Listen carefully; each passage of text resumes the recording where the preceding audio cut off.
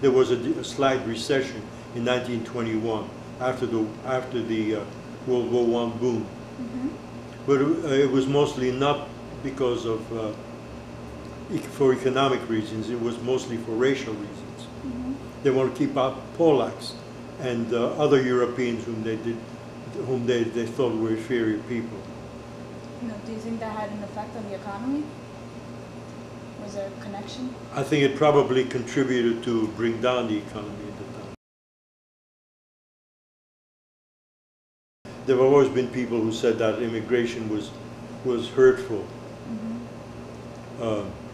But do you see a difference now as opposed to 50, 40, 30 years ago? I think different people are coming now. Do you think that that changes the situation in any way? No, because all the evidence we have, the serious evidence we have, is that immigrants today are behaving very much like immigrants used to. Namely, there are incentives for them to try to become American, especially for the children.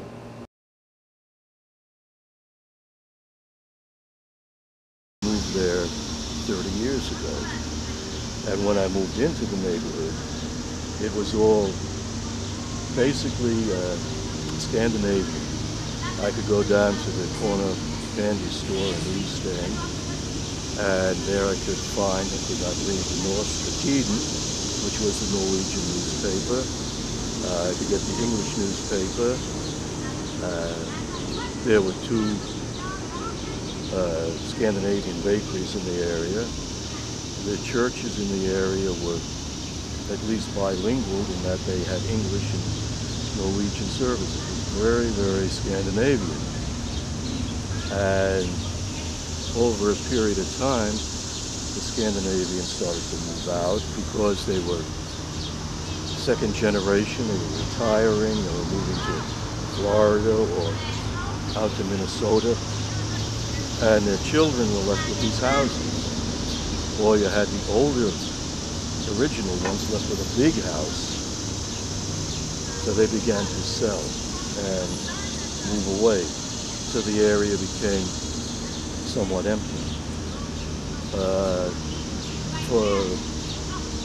And at one point, the stores that had been owned by these Scandinavians, Norwegians, closed up and became sweatshops. And the whole area started to become dismal. And one cab driver said he wouldn't drive through the area at night if he had a choice. And the first indication that the Asians were moving in was one day when I was going to work. I noticed one of the sweatshops had now closed and was now, if I remember correctly, the Bright Bakery. And inside there were the Asian men and Chinese men sitting down, having tea and eating pork buns. I do not know where they worked in the area, but they would eat and go to wherever they worked. That was very strange. But then further down, another bakery opened up closer to the 8th Avenue stop on the Sea Beach line. And eventually more Chinese people started to come in to go to work. Eventually, they bought these abandoned storefronts and started to open up their own little businesses.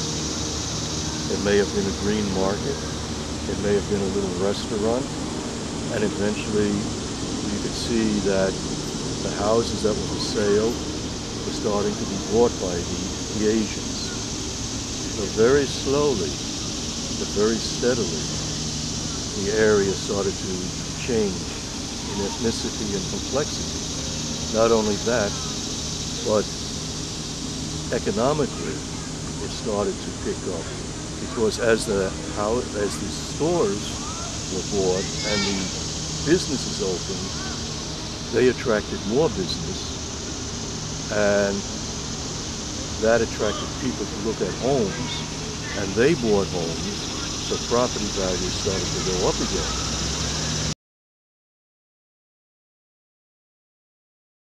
There's a sharper and more extreme division between rich and poor in New York.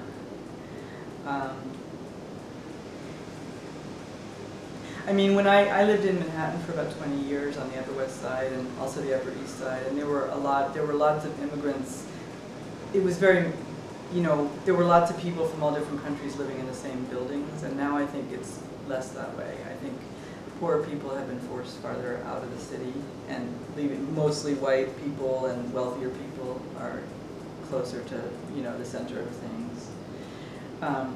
I also think there's more, since 9/11, I think there's more hostility against immigrants, or more, maybe not more hostility, but more open hostility. I think a lot of white people feel more at liberty to criticize other people for not being American.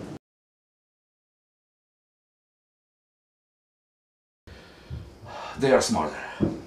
How so? How so? They will not go for minimum wage no more. So I was the one who actually was taught by the old generation of immigrants that you have a job, you keep it and be happy. They said no. Money first, and then I will show you what I know.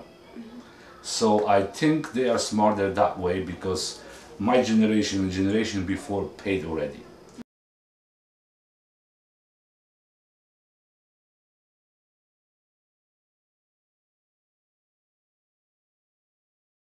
Now I learn to be free. That means I don't make a decision because I have to. I make a decision because I want to. If I want to accept the job, okay. If I don't feel appreciated, I simply gonna leave the job.